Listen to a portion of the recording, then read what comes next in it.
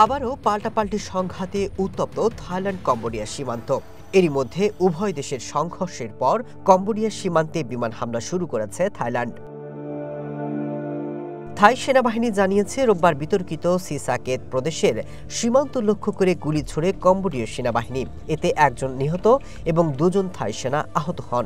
এই ঘটনার পর পাল্টা জবাব দেয় থাই সেনাবাহিনী। নতুন করে সংঘাত ছড়িয়ে পড়ার জন্য একে অপরকে দায়ী করছে উভয় দেশ। কম্বোডিয়ার প্রতিরক্ষা মন্ত্রণালয় এক বিবৃতিতে অভিযোগ করেছে, কয়েকদিন ধরে উস্কানিমূলক কর্মকাণ্ড চালানোর পর সোমবার ভোরে দুটি স্থানে তাদের বাহিনীর উপর বিমান হামলা চালায় থাইল্যান্ড। তবে তারা দাবি করেছে কম্বোডিয়ার সেনারা কোনো পাল্টা হামলা চালায়নি। থাইল্যান্ড এবং কম্বোডিয়ার মধ্যে ৮১৭ কিলোমিটার দীর্ঘ সীমান্ত স্থলের বিভিন্ন অংশে এক শতাব্দীরও বেশি সময় ধরে সার্বভৌমত্ব নিয়ে বিরোধ চলছে। গেল জুলাইয়ের পর সীমান্ত বিরোধ আরও রক্তক্ষয়ী সংঘাতে রূপ নিল। এর আগে চলতি বছরের জুলাই মাসে সীমান্ত বিরোধ নিয়ে ৫ দিনের ভয়াবহ যুদ্ধে জড়ায় দুটি দেশ।